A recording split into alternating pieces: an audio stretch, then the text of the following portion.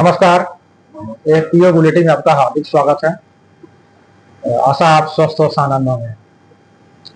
समाज के निर्माण में, समाज के समग्र उन्नयन में सामाजिक जो संगठन है उनकी अहम भूमिका होती है। आज नहीं, वर्षों से बहुत सारे संगठन मिलजुल कर जमीनी स्तर पर काम करके समाज के निर्माण में अपनी अहम भूमिका अदा किए हैं। उन्हीं सामाजिक संगठनों में से एक हमारे बीच आज उपस्थित हैं। इनकी संस्था है अर्पित ग्रामीण विकास एवं प्रशिक्षण संस्थान, जो कानपुर के मुख्य रूप से कानपुर जिला, कानपुर देहात, हामिरपुर और फतेहपुर में काम करते हैं। अलग अलग क्षेत्रों में बड़ी अहम भूमिका है। 25 वर्षों से काम कर रहे हैं। तो ये क्या काम कर रहे हैं, इनकी उपलब्धि क्या रही है, आगे इनकी क्या सोच है, ये सब जानकारी देने के लिए हमारे बीच इस संस्थान के सचिव श्री शिवलाल सिंह जी उपस्थित हैं। शिवलाल सिंह जी, हमारे हार्दिक स्वागत है हमारे चैनल पर आपका। और उसी संस्थान की वर्षा सचान जी हैं, जो महिलाओं के क्षेत्र में काम करती हैं, महिलाओं की सुरक्षा, महिलाओं के स्वच्छता, महिलाओं के सशक्तिकरण क्षेत्र में काम करती हैं। तो वर्षा सचान जी, आपका भी हार्दिक स्वागत है हमारे चैनल में। तो पहला सवाल हम शिवलाल सिंह जी से करेंगे, जो सेक्रेटरी हैं। क्या कार्य करते हैं आप लोग? 25 साल से आप काम कर रहे हैं, बड़ी चर्चा है आपके क्षेत्र में, और आज वार्ड में भी आए हुए थे तो बड़ी आपकी चर्चा। क्या वर्क कर रहे हैं आप?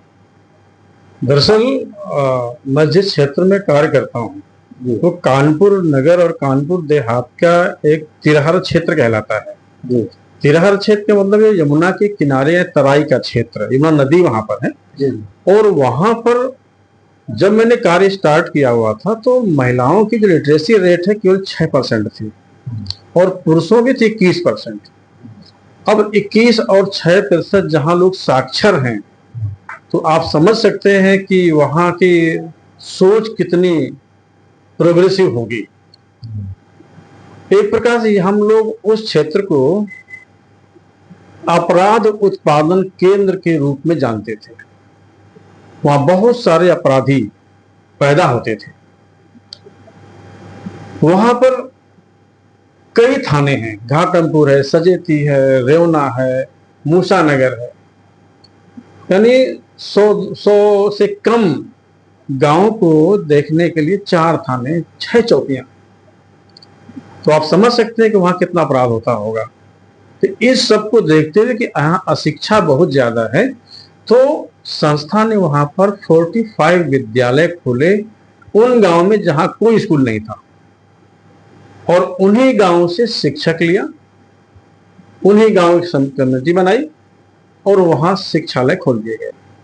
अब धीरे धीरे क्या होता है कि जब शिक्षालय खुलते हैं, बच्चे पढ़ने आते हैं, तो वहां की जो अपराधी प्रवृत्ति के नौयुवा थे वो भी संपर्क में आने लगे।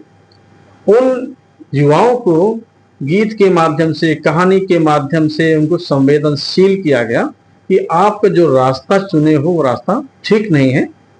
इससे क्या होगा कि आपकी लाइफ को पता नहीं कब क्या होगा। आपका देश के प्रति, समाज के प्रति, अपने घर के प्रति जो जिम्मेवारी है, आप उस पर कहीं खड़े नहीं उतर सकते हैं। तो जब विद्यालय स्थापित हो गए और बच्चे पढ़ने लगे तो माहौल बदला। जब माहौल बदल गया तो आज वहां पर ये पोजीशन है कि हमने प्राइमरी स्तर के विद्यालय खोले हुए थे, आज वहां हायर सेकेंडरी स्कूल और कहीं के डिग्री कॉलेज हो चुके हैं। काफी परिवर्तन हो गया है। अब इसके बाद आगे मैं देखता हूं कि चूंकि वो ग्रामीण क्षेत्र है, वहां किसान रहते हैं और सब्जी की खेती ज्यादा करते हैं। तो सब्जी की खेती में वो बहुत ज्यादा पेस्टिसाइड यानी कीटनाशक का प्रयोग करते हैं। हमने ये भी देखा है कि कीटनाशक का प्रयोग जो व्यक्ति वहां कर रहा है, जो खेती में छिड़काव कर रहा है, उसके दुष्प्रभाव से उसके शरीर में चकत्ते पड़ गए हैं, स्किन खराब हो गई या जो बीमार है। तो इसे देखते हुए कि वो खुद तो जहर खा रहे हैं, दूसरों को जहर खिला रहे हैं, तो उन्हें जागरूक किया गया कि आप विष मुक्त खेती करें। आपके घर में पशु है, पशु का गोबर है, मूत्र है, तो उनको जो है कंपोस्ट खाद बनाना, हरी खाद बनाना, नाडिप कंपोस्ट बनाना, केचुआ की खाद बनाना इत्यादि चीज सिखाई गई। अब जो सीखने के बाद उस किसान ने अपने खेत में उपयोग किया। हमने कहा कि आप आधे खेत में करें, यानी अगर आपने 1 एकड़ का खेत है तो आधे एकड़ में आप ये अपनी बनाई हुई खाद का इस्तेमाल करें, और जो दूसरा हिस्सा बचता है वहां पर आप जो भी आप खाद डालते हैं, यूरिया है, डीएपी है, केमिकल जो भी डालते हैं आप डालिए।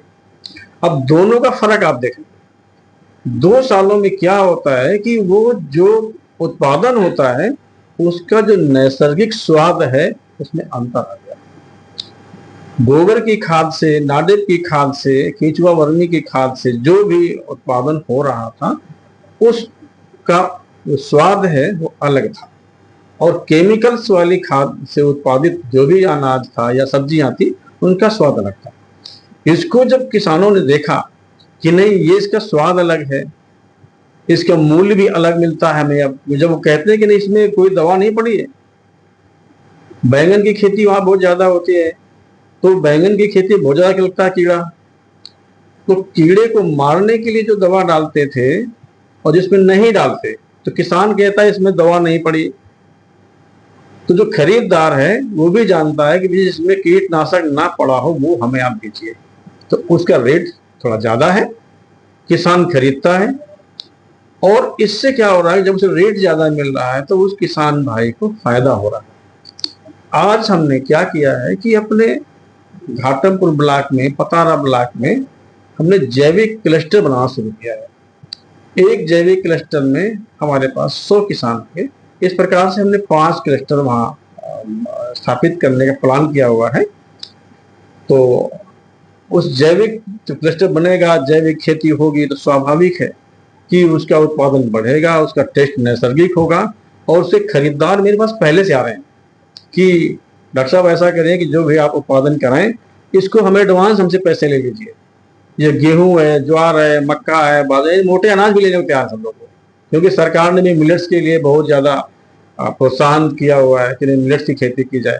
तो संस्था ने भी सरकार के कदम से कदम मिलाने का कार्य किया हुआ है, और उसका जो है प्रभाव हमारे क्षेत्र में दिख रहा है। अब किसान जो है थोड़ा वैसे केमिकल से थोड़ा दूर हट रहा है, क्योंकि केमिकल के दुष्प्रभाव को वो जान चुका है। यानी आपने शिक्षा का अलग जगाया, लोगों के मनोवृत्ति को चेंज किया, और कृषि क्षेत्र में विष मुक्त खेती के आपने बढ़ावा दिया, लोगों को आय अर्जन में आपने सहयोग किया, ताकि समाज की समग्र उन्नति हो सके। अपने बेहतर तरीके से काम किया, लेकिन आपके चाहते हैं कि आधी आबादी के आगे बढ़े बिना पूरे किसी समाज का पूर्ण विकास नहीं हो सकता है, उसका उन्नयन नहीं हो सकता है जी। तो हमारे बीच वर्षा सचान जी हैं, जो आपके संस्थान में ही काम करती हैं। तो वर्षा सचान जी, आप महिलाओं के उन्नयन के क्षेत्र में इस संस्था के माध्यम से, यानी अर्पित ग्रामीण विकास एवं प्रशिक्षण संस्थान के माध्यम से किस तरह का वर्क करती हैं?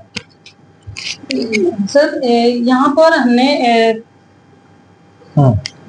पर हमने महिलाओं के लिए, वैसे तो हम 2002 से काम कर रहे हैं समाज सेवा के लिए, लेकिन अर्पित ग्रामीण विकास एवं प्रशिक्षण संस्थान में पिछले 2019 से यहाँ पर हम काम कर रहे हैं प्रोजेक्ट कोऑर्डिनेटर के रूप में। तो इसमें हमने महिलाओं के किसी किसी गांव में जो समूह नहीं बने हुए थे, नाबार्ड की जो स्कीम निकली थी समूह बनाने का, तो वहां पर हमने जहां पर एक भी समूह नहीं था वहां पर कम से कम 30 से 35 समूह वहां पर बनाए। बनाने के बाद में महिलाओं का समूह बन गया, सब कुछ हो गया। इसके बाद में महिलाएं काम कैसे करें, तो काम करने के लिए अब बैंक से लिंकेज करवाया, उनको सीसीएल वगैरह करवाए। इसके बाद में उन्हें एक राशि जो मिली उससे अपना जैसे कॉस्मेटिक की दुकान करके, ब्यूटी पार्लर करके, कुछ महिलाएं हैं जो अपना कुल्हड़ बनाने का काम किया, और कुछ महिलाएं अपना घर में भी जो भी काम है, अपना जैसे बुकनो बनाना है, दाल बनाने हैं, और तरह तरह की, मतलब जैसे आटा है, मल्टीग्रेन आटा है, इस तरह से काम उन्होंने किया। इसके बाद में वहां पर काम करने के बाद में महिलाएं जो बिल्कुल घर से नहीं निकलती थी, तो बैंक में जाने में बहुत कतराती थी। धीरे धीरे करके बैंक के आना जाना भी उनका चालू हुआ। गई जो संकोच करती थी कि बैंक में हमारी बात कोई सुनेगा नहीं, और वहां पे जाकर के जब घर से बाहर निकली तो उन्होंने बहुत सारा काम किया भी। और ऐसी बहुत सारे उदाहरण हैं कि जिनके जो पति थे तो बाहर निकलने को तैयार नहीं रहते थे कि हाँ बाहर निकलो, वो कहीं दारू पीते हैं, कहीं कुछ करते हैं। महिलाएं जैसे तैसे का थोड़ी सी बचत करके अपना जीविकोपार्जन किया और आगे बढ़ी। तो ये सज्जी पे काम हो गया। इसके बाद में ये जो है हमारा ये हेल्थ पे, सैनिटरी पैड पे काम अभी भी महिलाएं कर भी रही हैं, और सैनिटरी पैड जो है कि चारों जिलों में जा भी रहा है। एक तो ये सज्जी के माध्यम से उनको एक तो रोजगार मिल गया, कुछ तो राशि जो बैंक ने दिया, और कुछ हम लोगों के द्वारा उनको उनके पास काम नहीं था, काम करने के लिए तैयार है महिलाएं, लेकिन उनको दे कौन, कैसे काम शुरुआत करें, इस तरह से काम काफी किया उन्होंने। यानी अपने महिलाओं को आर्थिक रूप से सबल बनाया, उन्हें रोजगार से जोड़ा, उद्यम स्थापित किया, साथ ही उनके स्वच्छता संबंधी भी आपने कार्य किया, कारोबार से जोड़ा, और काफी परिवर्तन हुआ। पहले भी और भी काफी परिवर्तन हुआ कि पहले क्या थी और आज क्या है। इससे उनको तो खुशी मिले, हमें भी बहुत खुशी मिलती है। तो शिवलाल सिंह जी, अब आप संक्षेप में बताएंगे कि आगे आपकी संस्था की क्या प्लानिंग है, आगे क्या करने वाले हैं, और समाज से या सरकार से क्या अपेक्षाएं हैं, ताकि आपका काम और भी आसान हो जाए? संक्षेप में बताएंगे। जैसा कि सरकार भी कहती है और हमारे पूर्वजों ने भी कहा है, हमारे ग्रंथों में भी लिखा है कि धरती स्वस्थ, नारी स्वस्थ, नारी स्वस्थ, राष्ट्र स्वस्थ। तो हम इन तीनों को लेकर चल रहे हैं। हम सीधे सीधे आपसे बहुत बात कर रहे हैं कि हम धरती के स्वास्थ्य को ठीक करने का पुरजोर प्रयास कर रहे हैं। जब धरती स्वस्थ होगी तो बाकी राष्ट्र स्वस्थ होगा। तो इसी मुहिम को आगे बढ़ाने के लिए संस्था ने अपनी एक कार्ययोजना तैयार की है, और इसी एग्रीकल्चर, कृषि को ही लेकर के संस्था चलेगी।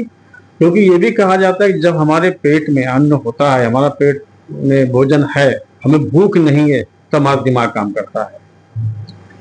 तो उत्पादन बढ़ रहा है, पैसे आ रहे हैं, तो दिमाग काम कर रहा है। जैसा कि वर्षा जी ने बताया कि महिलाएं काम कर रही हैं, मैंने खुद जाकर के देखा है कि महिलाएं अपने पैरों खड़े हो रही हैं, अपने पुरुषों को या अपने पति को वो सपोर्ट कर रही हैं। आज वो पति जो है उन महिला से, अपनी पत्नी से पैसे मांग करके अपना रोजगार कर रहा है। महिला का आत्मबल बढ़ा हुआ, आत्मसम्मान बढ़ा है, और परिवार में उसकी इज्जत बढ़ी हुई है। ये है महिला उद्यमी को सफल होने की निशानी। और हमारे क्षेत्र में ऐसे बहुत सारे एग्जाम्पल हैं कि महिला उद्यमी आगे आकर के अपना काम कर रही हैं, और संस्था इस दिशा में सदैव कार्य करने के लिए बीड़ा उठा चुकी है। संस्था का स्टाफ है, संस्था के जो सहयोगी गण हैं, संस्था के जो क्षेत्र में जो शुभचिंतक हैं, आलोचक हैं, वो सभी चाहते हैं कि संस्था काम कर रही है उसको इस तरीके से करती रहे। और वो सपोर्ट भी संस्था को करते हैं, मानसिक सपोर्ट करते हैं, आर्थिक सपोर्ट करते हैं, और जहां जैसा उनको लगता है कि संस्था इस काम को जरूरत है, उनकी जरूरत है, तो वो संस्था में आकर के अपना सहयोग प्रदान करते हैं। जी, अच्छा लगा, आपने अपनी उपलब्धियों के बारे में बताया, आगे का अपनी प्लानिंग के बारे में बताया। तो वर्षा सचन जी, आप संक्षेप में बताएंगे कि महिलाओं को आप क्या संदेश देना चाहेंगे इस चैनल के माध्यम से? महिलाओं को तो ये कहना चाहते हैं कि जैसे पहले जो महिलाएं थी, पहले में आज में क्या मतलब बहुत सारा परिवर्तन हुआ है, पहले में और अब में। अब बाहर निकले तभी तो नई नई चीजें मिलती हैं, हमको सीखने को मिलता है।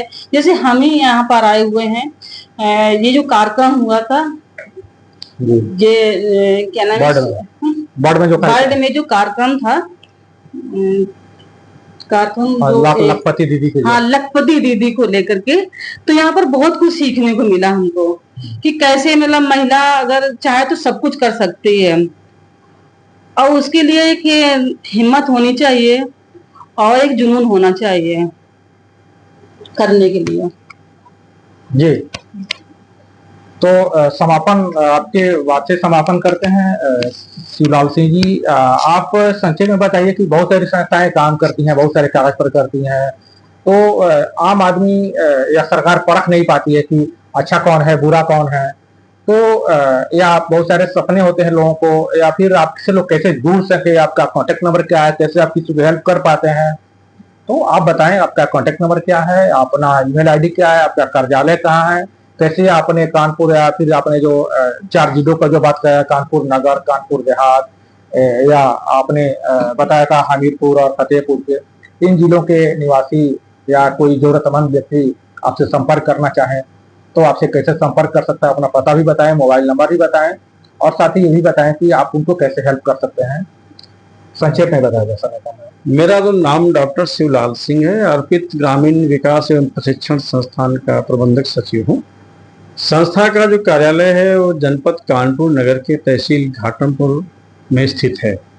मेरा मोबाइल नंबर है 9721993119। ईमेल आईडी है agvsup@gmail.com। वो मेल के द्वारा, फोन के द्वारा कभी भी संपर्क कर सकते हैं, और एक प्रकार से कहें तो हम 24 घंटे उपलब्ध रहते हैं। हमारी पहुंच जो है गांव में, क्षेत्र में, किसी संस्था के पदाधिकारी के रूप में नहीं रहती है। हम उनके मित्र के रूप में, उनके दोस्त के रूप में, उनके सहयोगी के रूप में, उनके परिवार के सदस्य के रूप में हमारी पहचान है। वहाँ का जो निवासी है, जो हमारे हमसे मिलने आते हैं, तो वो हमसे कई बार सवाल करते हैं कि हमारी बेटी की शादी है, हमने वहाँ लड़का देखा है, वहाँ लड़की देखी है, आप भी देख ले, दोबारा देखने चलना है तो आप भी चलिएगा। तो इस तरह के वो कार्यक्रम में हमसे राय लेते हैं, हमको बुलाते हैं। तो यही मेरी उपलब्धि है कि उन लोगों ने मुझे अपने परिवार, रिश्तेदार की तरीके से मुझे मान के रखा हुआ है, तभी तो मुझे बुलाते हैं वो। और हमें भी ये नहीं लगता है कि बाहर का आदमी है, मुझे लगता है कि ये मेरे घर का आदमी है, मेरे परिवार का आदमी है, मेरे गांव का आदमी है, मेरे क्षेत्र का आदमी है। तो उसकी जो समस्या अगर कोई है तो मेरी अपनी समस्या बन जाती है। उसकी समस्या को मैं अपनी समस्या मान करके किसी भी तरीके से उसका समाधान करने का प्रयास करता हूँ, और इसीलिए लोग मुझे बहुत चाहते हैं। मुझे भाई साहब के नाम से लोग मुझे पहचानते हैं, भाई जी के नाम से मुझे पहचानते हैं, और मेरा यही टाइटल रहता है कि मुझे पहले साहब लोग कहा करते थे, तो हमने कहा नहीं, साहब मुझे नहीं कहना है, साहब के आगे भाई लगा लीजिए बस, फिर आप कहते रहिए आप। तो भाई साहब के नाम से मुझे जब जानते हैं, और इसी चाहे छोटा हो तो भी भाई साहब कहता है, बड़ा हो तो भाई साहब कहता है।